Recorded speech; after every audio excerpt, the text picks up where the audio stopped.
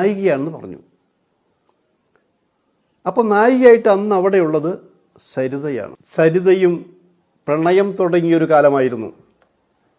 ഇവരുടെ പ്രണയ വാർത്ത ആദ്യം പ്രസിദ്ധീകരിച്ചതും ഞാൻ തന്നെയാണ്. എഴുതിയാലും കുഴപ്പമൊന്നുമില്ല, ഞങ്ങൾ വിവാഹം കഴിച്ച് ജീവിക്കാൻ പോകുന്നവരാണ്. നമസ്കാരം.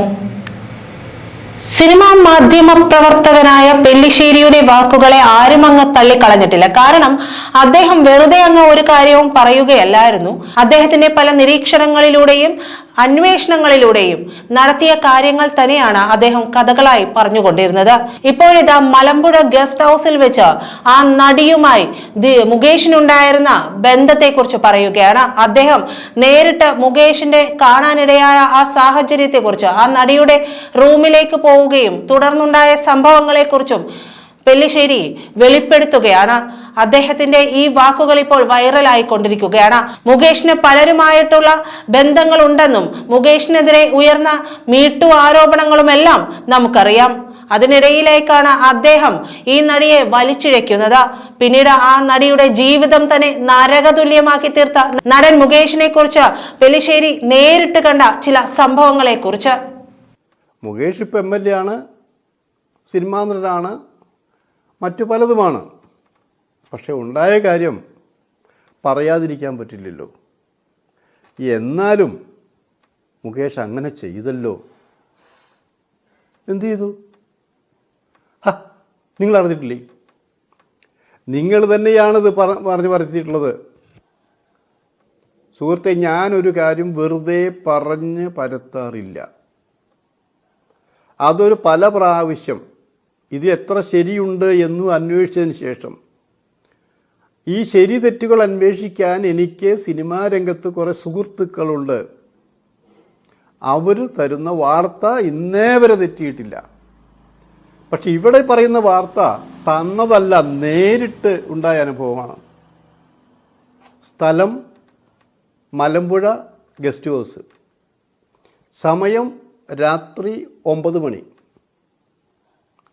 അപ്പോൾ ഞങ്ങൾ ഒരു ഷൂട്ടിങ്ങുമായിട്ട് ബന്ധപ്പെട്ടിട്ടാണ് അവിടെ പോയിട്ടുള്ളത്. പി ചന്ദ്രകുമാറുണ്ട്, PM താജുണ്ട്, ചന്ദ്രകുമാറിൻ്റെ അനുജനായ ഇപ്പോഴത്തെ പ്രശസ്ത ക്യാമറമാൻ സുകുമാരനുണ്ട്, പിന്നെ അന്ന് പടത്തിൽ അഭിനയിച്ചിരുന്ന പലരുമുണ്ട്. പക്ഷെ ഒരു 9:30 ഇവർ ചീട്ട് കളിച്ചുകൊണ്ടിരിക്കുകയാണ്. ഇതിനൊരു പ്രത്യേകതയുണ്ട്. ഈ ഗസ്റ്റ് ഹൗസിൻ്റെ ഒരറ്റം മുതൽ മറ്റേ അറ്റം വരെ നടന്നു പോകാം. ഇവരിതിന് നടുക്കിലാണ് ഇരിക്കുന്നത്. എനിക്ക് ചീട്ടുകളി അറിയില്ല, അത് ഒരു കുറ്റമായിട്ട് കരുതിക്കോ. ഇവർ കളിക്കുന്നതും ആർപ്പ് വിളിക്കുന്നതൊക്കെ കാണുന്നുണ്ട്, ജയിക്കുന്നതും കാണുന്നുണ്ട്. കാശ് വെച്ചിട്ടാണ് അവരിത് കളിച്ചതെന്ന് ആലോചിക്കണം. കുറച്ച് കഴിഞ്ഞപ്പോൾ ഞാൻ പറഞ്ഞു, ചന്ദ്ര ഞാൻ പോവാണ്, ഞാൻ റൂമിൽ പോവാണ് എന്ന് പറഞ്ഞു. അപ്പോൾ ചന്ദ്രൻ പറഞ്ഞു, വരട്ടെ, നിങ്ങൾക്ക് പറ്റിയ ഒരു ഹോട്ട് ന്യൂസ് നിങ്ങൾ തന്നെ അത് നേരിൽ കാണും, എന്നിട്ട് പോയാൽ പോരെ. എന്താണ് കാര്യം ഞാൻ ചോദിച്ചു. പറയില്ല, പറഞ്ഞാൽ അതിൻ്റെ സുഖം നഷ്ടപ്പെടും. ഞങ്ങളിത് കുറേ കഴിഞ്ഞ 10 ദിവസമായി കണ്ടുകൊണ്ടിരിക്കുന്നതാണത്. ഇതൊരു തുടർക്കഥയാണ്. അപ്പം ആ തുടർക്കഥ ഞങ്ങളെ സംബന്ധിച്ച് പുതുമയല്ലാതായി തീർന്നിരിക്കുന്നു. നിങ്ങളാകുമ്പോൾ പുതുമയായി തോന്നുകയും ചെയ്യും, അത് ചൂട്ടോടെ എഴുതുകയും ചെയ്യും. എന്നാലും ഒരു ക്ലൂ താ. ഞാൻ സുകുമാരനോട് ചോദിച്ചു. ഈ സുകുമാരൻ ഞാനും വേറൊരു കമ്പനിയാണത്. ഈ മദ്രാസിലൊക്കെ ഇവരുടെ പടം ഷൂട്ടിംഗ് നടക്കുമ്പോൾ ഇടയ്ക്ക് ബൈക്ക് എടുക്കും. സുകുമാരും ഞാനും നല്ല ചൈനീസ് റെസ്റ്റോറൻറ്റിൽ പോയി ഫുഡ് കഴിക്കാറുണ്ട്. നല്ലൊരു തീറ്റപ്രിയാണ് സുകുമാരൻ ആലോചിക്കണം. അപ്പം അങ്ങനെ ആ രീതിയിൽ നല്ല ബന്ധമുണ്ട്. അപ്പോൾ ഞാൻ സുകുവിനോട് പറഞ്ഞു, സുഖു എന്താ സംഭവം? ഇല്ല, അത് ഞാൻ പറഞ്ഞത് ശരിയാവില്ല, ചന്ദ്രേട്ടൻ പറഞ്ഞില്ലേ പറയരുന്ന്, നിങ്ങൾ കാണുക. പക്ഷെ ഞാൻ ആ സമയത്ത് ഒരു ഹിൻഡ് തരാം എന്ന് പറഞ്ഞു. അത് കഴിഞ്ഞ് ഒരു 10 മിനിറ്റ് കഴിഞ്ഞു. 10 മിനിറ്റ് അങ്ങേ അറ്റത്ത് ഒരു മുറി തുറക്കുന്ന ശബ്ദം. ആ മുറി തുറന്ന് ഒരു തല പുറത്ത് വരുന്നു. ആ തല നമ്മുടെ നടൻ, പ്രിയപ്പെട്ട നടൻ മുകേഷിൻ്റെ തലയാണ്. ആരെങ്കിലും ഉണ്ടോ എന്ന് മുകേഷ് എത്തി നോക്കുകയാണ്. അപ്പോൾ അവിടെ ചന്ദ്രകുമാറെല്ലാം എനിക്കിത് കണ്ടു, പ്രശ്നമല്ല. എന്നെ കണ്ടതുകൂടി തല പെട്ടെന്ന് വലിഞ്ഞു. അപ്പോൾ ചന്ദ്രൻ ചോദിച്ചു, കണ്ടില്ലേ, ആമ തല പിൻവലിക്കുന്ന പോലെ തല പിൻവലിച്ച് കണ്ടില്ലേ? ഇനി ഇതായിരിക്കും സ്ഥിതി. ഇന്ന് അയാൾ മുറി അടച്ചുവെത്തി കിടക്കും, ഇന്നൊരു സ്ഥലത്ത് പോവില്ല. അത് കഴിഞ്ഞൊരു 10 മിനിറ്റ് കഴിഞ്ഞപ്പോൾ വീണ്ടും തല വെളിയിലേക്ക് വരുന്നു. നോട്ടം അങ്ങേ അറ്റത്താണ്. അപ്പോൾ ചന്ദ്രൻ പറഞ്ഞു, ഇവനെന്തോ ഉറക്കമില്ലേ, ഇന്നിവൻ രണ്ടും കൽപ്പിച്ചിട്ടാണല്ലോ. വീണ്ടും ഇങ്ങനെ അരമണിക്കൂർ കഴിഞ്ഞു. ഈ അരമണിക്കൂർ കഴിഞ്ഞതിനിടയ്ക്ക് പല പ്രാവശ്യം മുകേഷ് തല വെളിയിലിട്ട് നോക്കി, പുറത്ത് കിടക്കാൻ നോക്കി. ഞാനാണ് അപ്പം മുകേഷിൻ്റെ മുഖ്യ ശത്രു. എനിക്ക് ചിരി വരുന്നുണ്ട്. അപ്പം ഞാൻ ചന്ദ്രനോട്, ചന്ദ്രൻ ഞാൻ പോട്ടെ, എന്തിനാ അയാളിപ്പോൾ ഞാൻ എൻ്റെ ആദ്യകാലത്ത് വലിയ കുഴപ്പമില്ലാത്ത സുഹൃത്താണ്, ഇപ്പോൾ അല്ല കേട്ടോ, ആദ്യകാലത്ത്. ഇപ്പോൾ അവർ വളർന്ന് പന്തലിച്ച് വലുതായില്ലേ. അപ്പോൾ അതുകൊണ്ട് ഞാൻ പോട്ടെ, എന്തിനാ വെറുതെ അവരെ കഞ്ഞിയിൽ ഞാൻ പാറ്റിയിടുന്നത്. അത് ഇരിക്കി, ഇത് വേറെ കുഴപ്പമല്ല, ഇത് വളരെ രസകരമായിട്ടുള്ള ഒരു അനുഭവമാണെന്ന് ആലോചിക്കണം. ഇതിൻ്റെ ക്ലൈമാക്സ് ഞങ്ങൾ പറഞ്ഞിട്ടില്ലല്ലോ. ആ ക്ലൈമാക്സ് വരുമ്പോഴാണ് നിങ്ങൾ വിചാരിക്കുക, ഇത് തെറ്റില്ലല്ലോ, ഇത് സുഖമുള്ള ഏർപ്പാടാണല്ലോ. അങ്ങനെ മുകേഷ് ചെയ്തില്ലെങ്കിലല്ലേ തെറ്റെന്ന് വിചാരിക്കുക. അരമണിക്കൂർ കഴിഞ്ഞപ്പോൾ മുകേഷ് ഇറങ്ങി വന്നു, എൻ്റെ അടുത്ത് വന്നു നിൽക്കുന്നു. മനുഷ്യൻ ക്ഷമിക്കുന്നതിന് അതിലുണ്ട്. ഇങ്ങനെ വിരൽ ചൂണ്ടിക്കൊണ്ടാണ് മുകേഷ് പറയുന്നത്, കുറേ നേരമായി ഞാൻ നിൽക്കുന്നു, എനിക്ക് മനസ്സിലായി നിങ്ങൾ ഇവിടെ നിന്ന് പോകില്ല എന്നുള്ളത്. എന്നാൽ പിന്നെ എഴുതിക്കോ. ഞാൻ തന്നെ കുറേ പറഞ്ഞു തന്നു. നേരെ അങ്ങേ അറ്റത്തെ മുറിയിലേക്ക് പോകുന്നു, ഡോറുമ്മ നോക്ക് ചെയ്യുന്നു. ഞാൻ ചന്ദ്രനോട്, ചന്ദ്ര അവിടെ ആരാണ്? കാണാം. എന്തിനാ പറയുന്നത്? കുറച്ച് കഴിഞ്ഞപ്പോൾ വാതിൽ തുറക്കുന്നു. അകത്തു നിന്നൊരു കൈ മാത്രം നീണ്ടുവരുന്നു. ഈ കൈ മുകേഷിനെ പിടിച്ചു വലിക്കുന്നു, അകത്തിടുന്നു, ഡോറ് ക്ലോസ് ചെയ്യുന്നു. ആരാണെന്ന് എനിക്ക് മനസ്സിലായില്ല. ഞാൻ, ചന്ദ്ര ആരാണത്? ആരായിരിക്കും?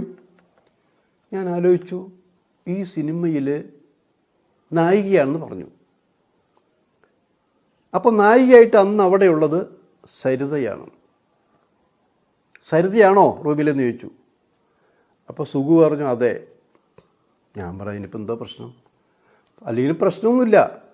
കാരണം അന്ന് മുകേഷും സരിതയും പ്രണയം തുടങ്ങിയൊരു കാലമായിരുന്നു. ഇവരുടെ പ്രണയ വാർത്ത ആദ്യം പ്രസിദ്ധീകരിച്ചതും ഞാൻ തന്നെയാണ്. അന്ന് കുറേ പ്രായിട്ടുണ്ട് ഇവർ പലരും, ഇയാൾക്ക് വേറെ ജോലിയൊന്നുമില്ല എന്നുള്ളത്. അപ്പം അങ്ങനെ ആ പ്രണയം സ്ഥിരീകരിച്ചു കൊണ്ടിരിക്കുമ്പോഴാണ് അവർ ദിവസവും ഇങ്ങനെ കണ്ടുമുട്ടിയിരുന്ന് ആലോചിക്കണം. കുറേ കഴിഞ്ഞ് ഒരു 2 മണിക്കൂർ കഴിഞ്ഞ് സന്തോഷവാനായി മുകേഷ് ആ മുറിയിൽ തിരിച്ചു വരികയാണിത്. തിരിച്ചു വന്ന് മുറിയിലേക്ക് പോയില്ല. അപ്പോഴും ഇവിടെ ചീട്ട് കളിച്ചുകൊണ്ടിരിക്കുന്നു, ഞാനിത് നോക്കിക്കൊണ്ടിരിക്കുന്നു. ഈ മുകേഷ് നടന്നു വരുമ്പോൾ ചന്ദ്രകുമാർ പറഞ്ഞു, ദാ വില്ലനും നായകനും ഒരു വേഷം കൊണ്ട് ദാ തിരിച്ചു വന്നിരിക്കുന്നു എന്നാണ്. മുകേഷ് പോകാതെ അവിടെ വന്നിരിക്കുന്നു. ഇനി എന്തു വേണമെങ്കിൽ എഴുതിക്കോ, എഴുതിയാലും കുഴപ്പമൊന്നുമില്ല, ഞങ്ങൾ വിവാഹം കഴിച്ച് ജീവിക്കാൻ പോകുന്നവരാണ്.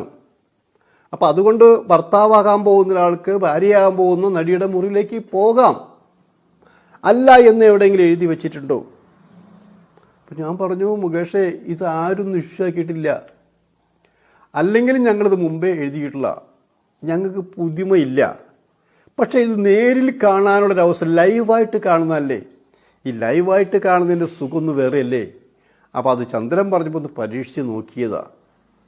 ഇനി ഞങ്ങൾ എഴുതുന്നില്ല എന്ന് മാത്രമല്ല, നിങ്ങളുടെ കാര്യത്തിൽ ഇതൊന്നും ഞങ്ങൾ ശ്രദ്ധിക്കാനും പോകുന്നില്ല. അങ്ങനെ ഒരു സംഭവം നടന്നിട്ടുണ്ട്. അവരെ പ്രണയം പിന്നെ നല്ല പ്രണയമായിരുന്നു. വിവാഹം കഴിച്ചു, പിന്നെ അതിൽ മക്കളുണ്ടായി, പിന്നീട് അവർ തമ്മിൽ വേർപിരിഞ്ഞു. അതൊരു വേദനയുള്ള അനുഭവമായിരുന്നു ആലോചിക്കണം. സരിത പിന്നെ വേറെ കല്യാണം കഴിച്ചിട്ടില്ല. മുകേഷ് വീണ്ടും കല്യാണം കഴിച്ചു. ആ വിവാഹവും വേർപിരിഞ്ഞ് നിൽക്കുകയാണ്. അപ്പം അതിനിടയിൽ ഇത്തരം കാര്യങ്ങൾ ഓർത്തു പോയി എന്നുള്ളതാണത്. ചില കാര്യങ്ങൾ ഓർക്കും തോറും, അതായത് ഇരട്ടി മധുരം പോലെ, ചവയ്ക്കും തോറും ഇരട്ടി മധുരം പോലെ ഇത്തരം ഓർമ്മകൾ, പ്രത്യേകിച്ച് ഈ സന്ദർഭങ്ങളിൽ നമ്മുടെ MLA ആയ മുകേഷിൻ്റെ ഈ പഴയ പ്രണയകാലത്തെക്കുറിച്ച് ആലോചിക്കുമ്പോൾ ആ ഒരറ്റവും ഈ അറ്റവും അതിൻ്റെ നടുവിൽ ഞങ്ങൾ കുറേ പേരും ഇരുന്ന് ഇത് ആസ്വദിക്കുമ്പോഴൊക്കെ ഒരു നല്ല അനുഭവം തന്നെയാണ്. ഇത് കരിവാരിത്തേക്കാനോ മാനഹാനി ഉണ്ടാക്കാനോ അല്ല എന്ന് മുകേഷിനും അറിയാം, സരിതയ്ക്കും അറിയാം, ഞങ്ങൾക്കും അറിയാം.